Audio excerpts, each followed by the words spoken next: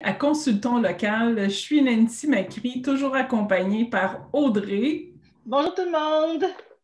Et aujourd'hui, nous avons une personne avec un très grand cœur qui vient nous expliquer ce qu'elle a vécu. Fait que Noël, je voulais te dire bonjour et merci beaucoup d'avoir accepté de venir nous raconter un petit peu ton vécu. Fait que j'aimerais ça que tu nous expliques quand tu étais enfant, tu avais de l'air de quoi, toi, comme enfant? Alors, bonjour, moi c'est Noël. En fait, comme enfant, étrangement, j'étais quelqu'un de très calme. J'étais extrêmement ce qu'on appelle low profile. J'ai vécu quand même beaucoup d'intimidation au primaire, au secondaire, parce que justement, j'étais comme dans ma petite bulle, je faisais mes petites choses pour moi. Donc, ça ressemblait un petit peu à ça. J'étais quelqu'un de tranquille, mais qui voulait plaire. Vraiment, moi, j'ai été élevée par mes grands-parents parce que je n'ai pas connu mon papa. Et ma mère travaillait beaucoup. Je suis née en Angleterre, puis quand elle est venue ici au Canada, ça a fait en sorte que j'ai été une bonne partie sans pouvoir la voir.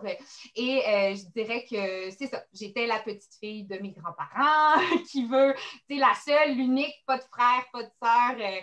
Donc, je sais pas, j'avais beaucoup ce côté-là de plaire. Et si j'insiste là-dessus, c'est parce que je pourrais t'en reparler plus tard, mais je voulais bien faire les choses. J'avais des bonnes notes à l'école. Je faisais de la danse sociale aussi en compétition depuis que j'étais petite. Puis c'était comme un peu ma récompense. Donc, quand j'avais des bonnes notes à l'école, j'avais au moins ce système-là renforçateur qui m'aidait là, au niveau de ma motivation. Donc, j'avais la danse, je réussissais à l'école, puis sinon, je faisais mes petites affaires. Super. Et puis ton début de vie adulte, ça s'est passé comment?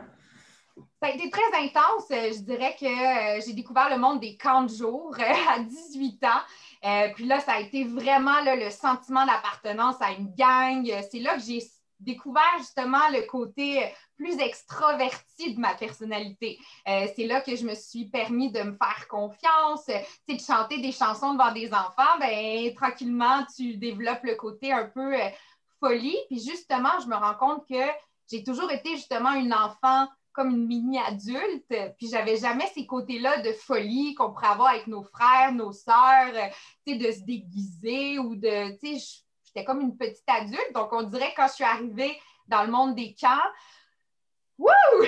Ça a comme fait, OK, là, je chante des chansons, je me suis lancée vraiment dans l'esprit de gang, puis je dirais que c'est justement dans ces années-là que j'ai commencé à avoir certaines petites problématiques. Je veux dire, au secondaire, moi, j'avais développé déjà des troubles alimentaires qui n'étaient pas du tout en lien avec la danse ou quoi que ce soit, mais c'était vraiment j'avais comme une difficulté à justement m'aimer, une difficulté à m'accepter. J'avais souvent un sentiment de vide. Quand j'étais petite, je me rappelle que j'ai déjà fait des formes de dépression un peu, mais qui n'étaient pas dans le temps diagnostiquées ou autre. Mais tu sais, je me rappelle vraiment des moments où je pouvais marcher dans le quartier puis d'être vraiment mélancolique, triste, avec beaucoup de questionnements à l'intérieur, mais comme j'avais justement toujours la danse et tout qui arrivait à comme équilibrer un petit peu mes moments plus tristes, je dirais que c'est là que j'ai commencé justement à toucher un petit peu à mes difficultés en santé mentale. Ça a été vraiment par des petits côtés un peu moroses ou tristes quand j'étais jeune. Après, il y a eu justement l'intimidation, fait que, le rejet des autres. C'est sûr que c'était difficile, mais comme il y avait le contrebalancement avec la danse, ça faisait en sorte qu'au moins j'avais une gang quelque part quand même. Donc, ça équilibrait le tout. C'est ça, j'ai eu plusieurs différentes petites problématiques qui ont commencé, que ce soit les troubles alimentaires. J'étais quelqu'un qui mangeait ses émotions. Donc, moi, je faisais de l'hyperphagie. Donc, je mangeais, puis après, je culpabilisais. Puis là, pendant quelques jours, je pouvais ne plus manger parce que je me sentais coupable. J'ai fait beaucoup d'anxiété à partir de 20 ans, là, quand on a commencé avec le travail, la vraie vie. Moi, je faisais des remplacements dans les écoles parce que je voulais être prof au primaire au début avant d'aller en intervention, parce que maintenant, je suis TES. Mais tous les changements, de ne pas savoir dans quelle classe j'allais arriver, d'être justement le suppléant dans des écoles complètement différentes avec tout plein de situations différentes. Ça m'a développé beaucoup d'anxiété. Donc, j'avais pris de la médication pour l'anxiété. J'ai fait des traitements pour les troubles alimentaires. J'ai vu plusieurs phases où j'ai éventuellement, vers 25-26 ans, eu une phase plus dépressive, justement.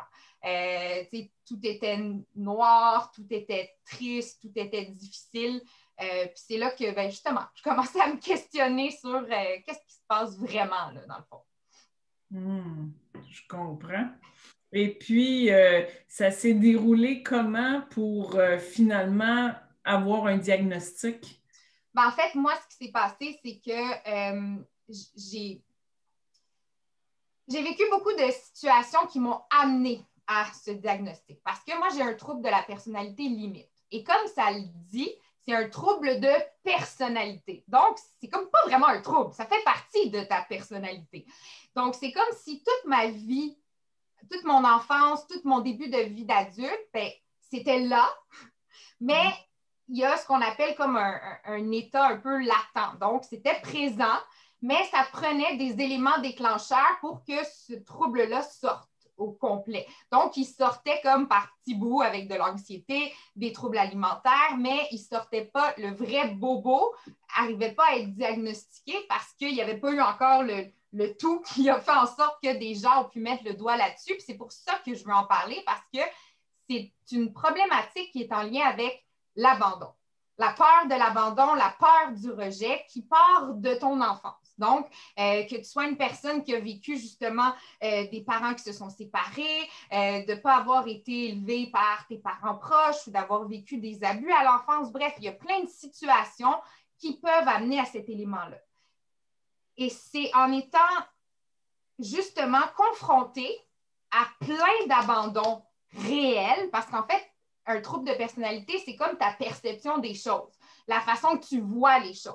Moi, avec un trouble de la personnalité limite, souvent, je réalise en regardant dans le passé, je voyais des situations avec de l'abandon où il n'y en avait peut-être pas nécessairement. Donc, moi, par exemple, je suis le genre de personne que si tu ne réponds pas à mon texto, je suis certaine que, pas juste que tu m'en veux, je veux dire que je t'ai fait quelque chose, que comme tu es en colère après moi et que je me remets en question. Donc, puis dans le temps, je n'allais pas prendre la peine de t'appeler pour te demander si tu étais fâché ou si tu n'avais juste pas vu mon message. Je partais dans ma tête, dans mes idées, puis je me disais, oh mon Dieu, la personne est fâchée. Mais c'est qu'au quotidien, c'est une accumulation de rejet et d'abandon. Je veux dire, on dirait que j'avais comme un scan. Ton scan fait que toute situation, un matin, un collègue de travail vient, puis il est comme pas comme d'habitude. Ça vient complètement te déstabiliser, puis tu te demandes, est-ce que j'ai fait quelque chose de pas correct? OK? Donc, j'étais, quand j'avais 30 ans, 29-30 ans, là, je suis rendue à 32 ans, j'ai été dans une relation qui était justement pas tout à fait adéquate. On avait beaucoup de conflits entre nous et ça a fait en sorte que je me suis retrouvée vraiment isolée. Et ma famille n'acceptait pas ma relation du moment et ont donc coupé les liens avec moi. Donc, ma mère et mon père, quand j'avais 30 ans, là, ça fait 2 ans, là, ont arrêté de me parler complètement. Et sans compter les amis aussi, des meilleurs amis, des gens proches. Donc, tous ces rejets-là et ces abandons-là en même temps, dans une phase de ma vie où ça allait déjà pas bien, a comme créé l'explosion de je tombe complètement, je suis en dépression, j'ai des idées suicidaires et j'ai été avec une personne et c'est la réalité de beaucoup de gens qui ne comprenaient pas la santé mentale, qui me voyant complètement incapable de fonctionner, mais en étant en arrêt de travail, ne comprenaient pas pourquoi je n'allais pas m'entraîner ou pourquoi je n'allais pas bouger ou pourquoi je ne faisais pas la vaisselle ou pourquoi je ne faisais pas le ménage. Mais parce que j'en étais incapable physiquement, émotionnellement et mentalement. Et d'avoir vécu tous ces abandons-là, plus d'avoir été avec quelqu'un qui ne comprenait pas, ça a fait en sorte que j'ai fait 3 tentatives de suicide. Je me suis rendue à un point dans ma vie où je ne voyais plus aucune solution parce que je sentais que j'étais un problème et que je n'arrivais pas à prendre le dessus. OK? Alors, c'est avec cet appel à l'aide-là, le sentiment de justement, je devenais...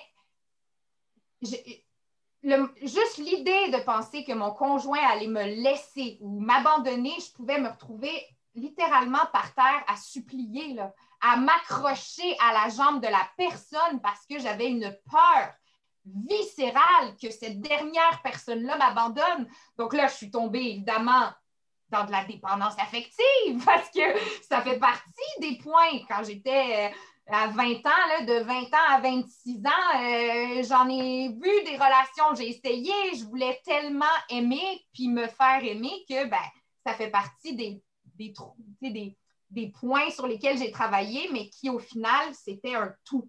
C'était le TPL. Donc, je suis rentrée en janvier 2019 dans un centre de thérapie pour les troubles de personnalité et personnes en dépression. C'est vraiment un 3 mois intensif. On habitait là, on avait nos chambres, on était peut-être une dizaine de personnes et à tous les jours de 8 heures ou 9 heures à 4 heures, on avait de la thérapie, donc de l'art-thérapie, de la musicothérapie, on parlait, on faisait du journal créatif, bref, on exprimait comment on se sentait et on travaillait plusieurs points. Parce que quand tu es une personne avec un trouble de la personnalité limite, ce qui est difficile, c'est ton impulsivité. OK? Le temps de réaction entre ta perception ou la situation qui te fait sentir rejeté versus l'émotion qui se rend à ton cerveau, il n'y a comme pas le temps de se ressaisir avant même, le contact à l'émotion est trop intense. On est hyper sensible. Donc, en thérapie, j'ai appris à être capable de, comme, justement, de reprendre le contrôle sur mes émotions, d'être capable de me donner un 5 minutes avant d'exploser. Parce que quand je te parle d'exploser, je claque des portes, je peux me mettre à hurler, à crier, non, mais je veux dire, ça peut devenir vraiment incontrôlable, puis on dirait que justement, exemple, dans mon ancienne relation, ben, plus je me sentais rejetée ou culpabilisée, plus ben, moi j'explosais, puis plus ça devenait un cercle vicieux, en fait. Là. Donc, c'est ça.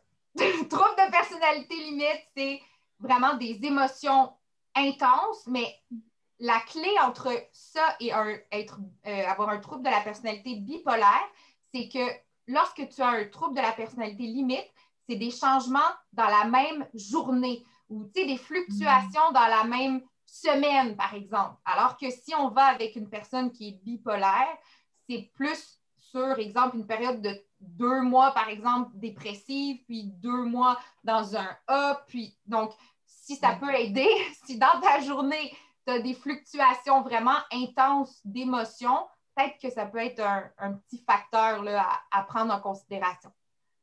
Puis, qu'est-ce que tu fais, en fait, pour aujourd'hui prendre soin de toi avec ton trouble? Comment tu fais? Ben, en fait, de un, je vais pas vous mentir, l'entraînement physique a été un sauveur pour moi, littéralement. Autant justement avec tout ce qui peut être de l'anxiété, des émotions fortes, il y a une partie qu'il faut que tu dépenses.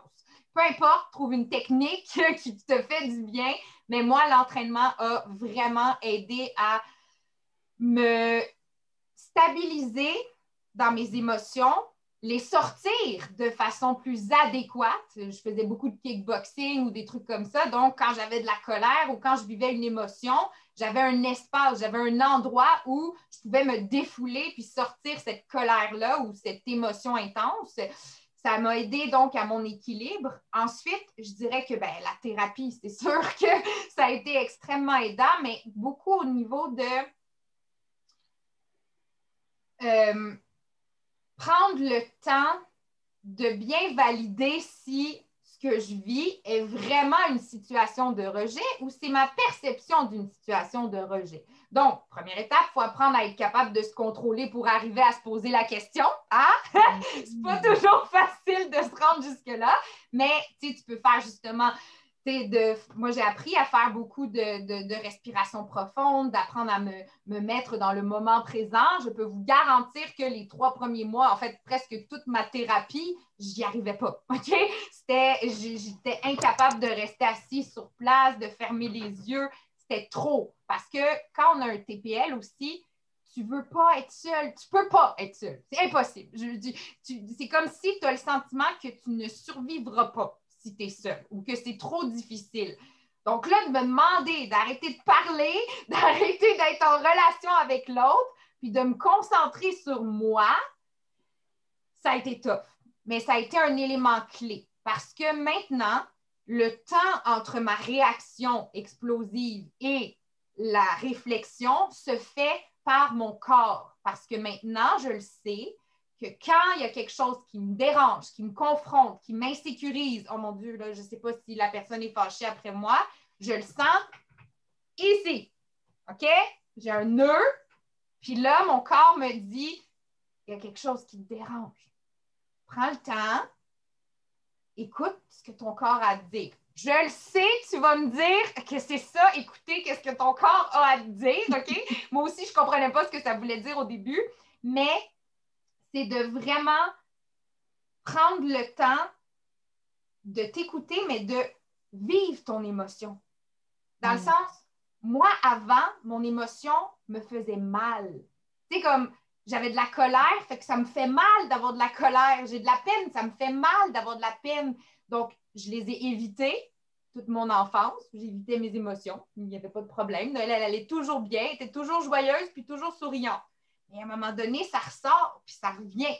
Donc, maintenant, je me dis, j'essaie d'enlever le sentiment de panique qui vient avec mon émotion. Je panique, je ne sais pas qu'est-ce qui va se passer. Je l'accueille, je la vis, puis après, ça passe. Non, mais tu sais, c'est un peu l'idée que j'essaie d'amener parce que ça fait peur, surtout avec, je ne dis pas que mais les émotions d'une personne TPL, c'est comme, tu sais, à vif, là, pas de plaster, pas de peau, pas rien, là, tu sais. Donc, on dirait d'être capable de, OK, relativiser que oui, l'émotion me fait mal parce que tu es hyper sensible aux autres ou à toi ou peu importe, mais elle n'est pas là pour te faire mal. Elle est là pour te dire qu'il y a quelque chose sur ton tableau de bord qui ne va pas bien.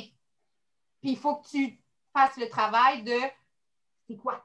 Fait que c'est juste pour dire, des fois, là, ça peut aider de mettre en perspective. Très, très bien verbalisé, Noël. Merci beaucoup.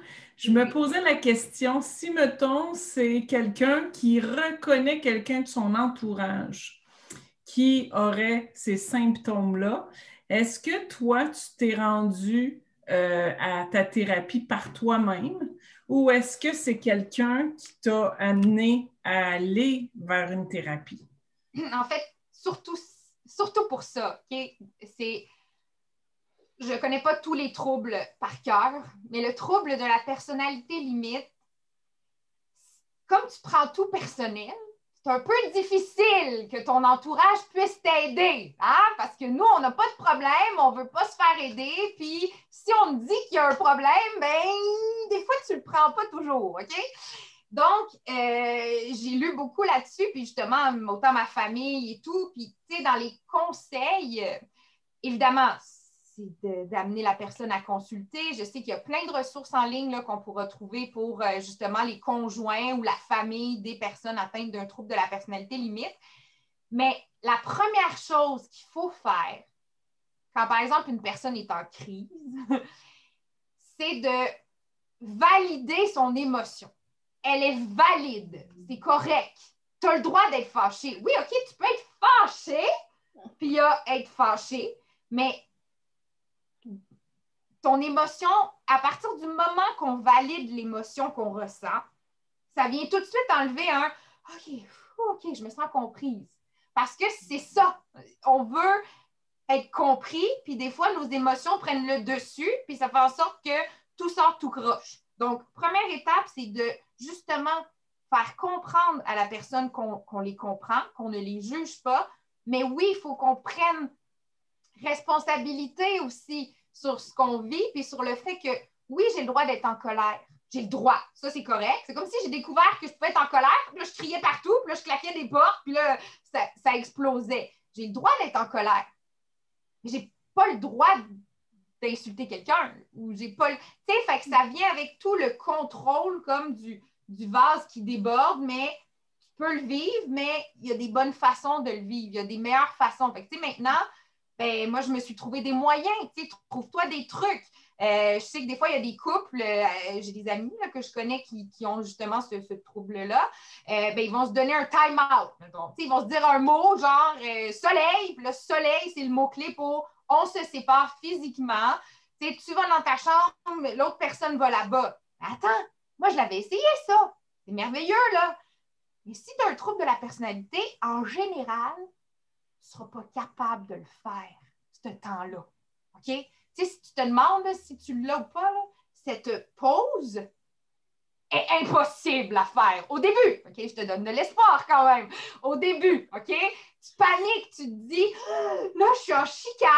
OK? Moi, j'aime pas la chicane. On n'aime pas ça, la chicane. J'aime pas la chicane. C'est pas bon. Je veux que tout le monde s'aime, que tout le monde soit bien. OK? La confrontation, c'est s'affirmer, c'est dire son opinion. C'est pas facile. Fait qu'on n'aime pas la chicane, mais j'aime pas aussi savoir que tu m'en veux peut-être, puis que là, en plus, on en chicane, puis que tu vas peut-être me laisser. Fait que, tu sais, je peux comprendre qu'il y a des trucs comme ça que tu peux te dire, ouais, mais moi, j'y arriverai pas. Mais c'est d'y aller plus dans l'optique de ce moment-là est une pause pour que tu te calmes, que l'autre personne se calme. Puis moi, à la fin, là, je disais même, des fois, on se disait, OK, time out, je t'aime. Puis là, la personne s'en allait parce qu'il savait qu'il fallait qu'il me dise, je t'aime, mais je suis fâchée, là, va-t'en, tu sais, pour que je puisse vivre mon émotion parce que justement, j'avais trop peur qu'il m'aime plus. Tu sais? Fait que des fois, même avec ma mère ou quoi que ce soit, ça va être comme, OK, là, c'est assez, on s'aime, on se reparle dans. Puis il faut préciser, on se reparle dans combien de temps? Si tu me dis on se reparle, je vais angoisser. Fait que, tu sais, dans 5 minutes, dans 7 minutes, puis on se reparle, mettons. Ça peut être des trucs.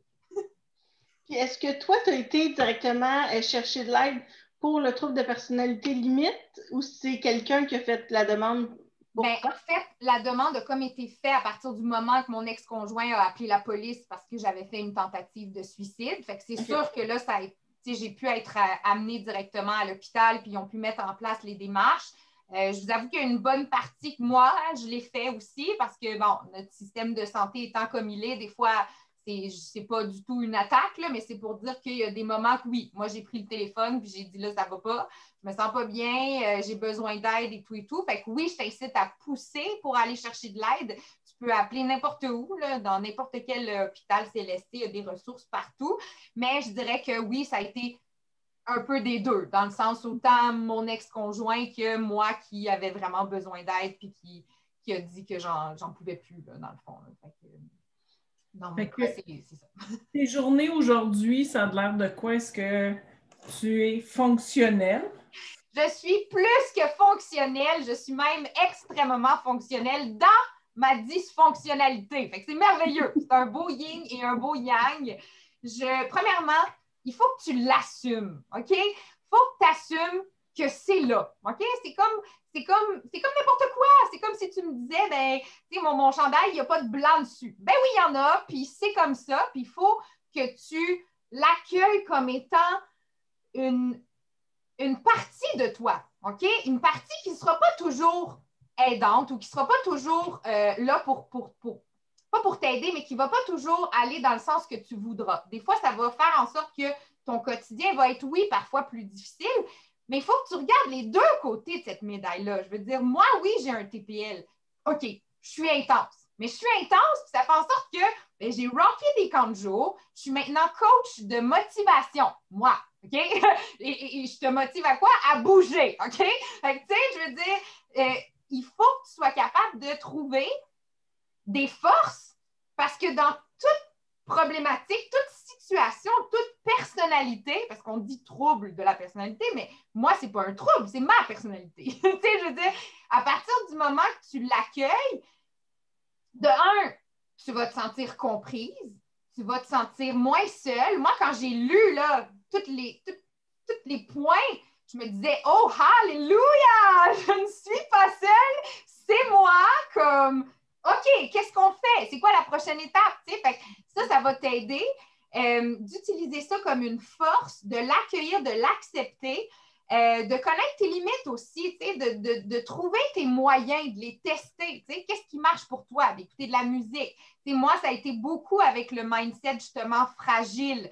Le fait que dans une journée, mes émotions changent, ben, je me suis dit, bon, qu'est-ce que je vais faire quand ça change? OK? Qu'est-ce que je mets en place? C'est bien beau, là, ça va changer, mais j'aimerais ça reprendre le contrôle là-dessus. Donc, ben, moi, j'étais allée avec un shake, avec de la musique, puis des trucs comme ça, quand ça allait pas bien. Puis c'est devenu qu'au début, my God, ça me prenait 1 heure ou 2 avant de réussir à retrouver le sourire. Puis j'étais comme, pourquoi je fais ça? Ça me tente pas, puis tout, tu sais. Mais plus tu le fais, puis plus j'arrivais à...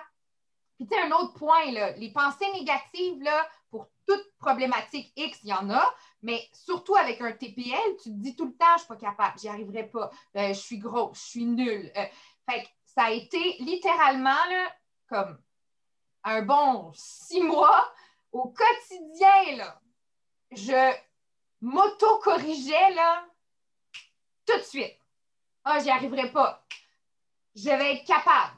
Un jour, je vais y arriver. Je suis devenue là, la genre de Miss Espoir, là, tu sais, comme, des fois, je m'énervais moi-même, OK, là, j'ai pas le goût, là.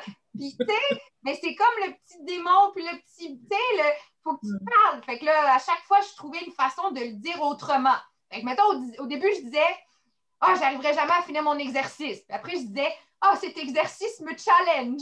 Genre, tu sais, comme, ça dépend comment tu le vois, mais moi, j'aime mieux voir que l'exercice me challenge que genre, je vais jamais y arriver. Puis, juste de changer ces petites pensées, de s'entourer de monde qui te comprennent. S'il y a du monde qui te juge, qui te tape sur la tête, qui te disent que tu n'y arriveras pas, tu n'as pas besoin de ça, OK? Tu te le dis déjà toi-même qu'il faut que tu travailles sur toi-même. Pas besoin de rajouter d'autres mondes qui te disent des trucs négatifs.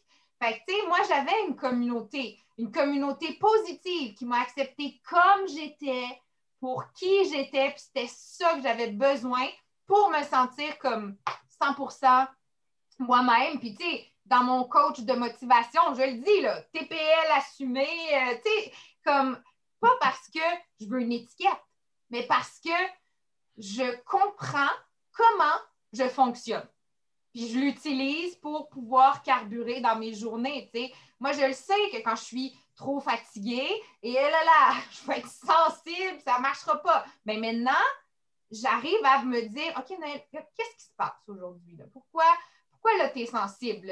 Ou quand tu vas être dans ta semaine, OK, j'ai bien beau maintenant, c'est mon entourage, tu vois, que j'utilise, puis qui me disent ouais, là, peut-être que tu sais, là. OK, c'est vrai, évidemment, on n'aime pas se le faire dire, OK, parce que ton émotion est valide, peu importe, mais tu sais, entoure-toi de monde qui te connaissent, trouve des trucs, fais beaucoup de respiration, d'être dans le moment présent. Fais des trucs qui te font du bien. Apprends qu'est-ce qui te fait du bien parce que dans nos points, les TPL, on veut tellement plaire qu'à 30 ans, je ne savais pas plus qu'est-ce que j'aimais, puis qu'est-ce qui me faisait plaisir. Puis, fait que, tu sais, de prendre tout ce moment-là pour qu'au final, tu te rendes compte que tu es en masse correct avec juste toi. Je te le dis, là, je le sais que tu m'écoutes puis que tu te dis OK, là, c'est facile pour elle de dire ça, là. Je te le dis, jamais dans ma vie, je pensais qu'un jour, j'allais pouvoir dire ça, qu'il faut, tu sais, la fameuse phrase, il faut être bien avec soi-même, là, avant d'être avec quelqu'un, là. Ben, je te confirme que c'est vrai. Puis que, tu vois, on vient de finir la Saint-Valentin, là. Je suis célibataire, seule. D'habitude, j'aurais paniqué, j'aurais été sur des sites de rencontres, j'aurais voulu rencontrer quelqu'un. Puis là, j'étais comme, non, je suis bien correcte. J'ai juste moi à gérer, là, c'est assez. Puis comme, ça va bien. Fait que pour vrai, je te le dis, il y a de l'espoir, un mindset, ça se travaille. Tes pensées, c'est à toi, OK? C'est fatigant, parce qu'il y en a qui sont en automatique, là, mais elles sont à toi, puis c'est à toi de leur dire, de leur donner de la douceur. OK? Parce qu'on est rough avec nous-mêmes. Hein? On ne fait jamais ci comme il faut, jamais ça de la bonne façon. Fait que essaye de te mettre une optique de qu'est-ce que tu dirais à ta meilleure amie? J'ai comme appris à être ma meilleure amie. Je sais que ça sonne quétaine, tout ça, là. Je m'écoute parler, mais c'est tellement C'est vrai. un méchant bon truc. C'est de se dire, je dirais-tu ça à ma meilleure amie? Tu sais, t'es grosse, ou t'es nulle, ou t'es bête, ou t'es. Tu sais, non. Genre, tu sais, je suis intervenante. Est-ce que je dirais ça à mes élèves? Fait que des fois, j'essaie de me dire, mais qu'est-ce que tu dirais à tes élèves? Ou qu'est-ce que. Puis ça change du tout au tout, pour vrai. Ben, Noël, il faut que je te le dise, absolument, je t'aime. Je t'aime beaucoup, puis merci d'être venu. Ça me fait plaisir, merci. Venir expliquer, ça nous a fait vraiment du bien de t'entendre. Vraiment. Donc, toutes les informations, en fait, pour Noël, ça va être juste en bas, dans la barre d'infos. Donc, vous allez pouvoir voir son groupe de motivation, vous allez pouvoir voir justement ses pages également. N'hésitez pas à aller la voir. Si vous avez des questions aussi, n'hésitez pas. Un gros merci encore, Noël. Ce fut extrêmement agréable de pouvoir entendre en fait ton histoire pour pouvoir donner énormément d'espoir pour les gens qui soit qui vivent avec un trouble de personnalité limite ou même qui ont quelqu'un dans leur entourage qui ont un diagnostic. Donc, un gros merci, Noël. Ça me fait vraiment plaisir.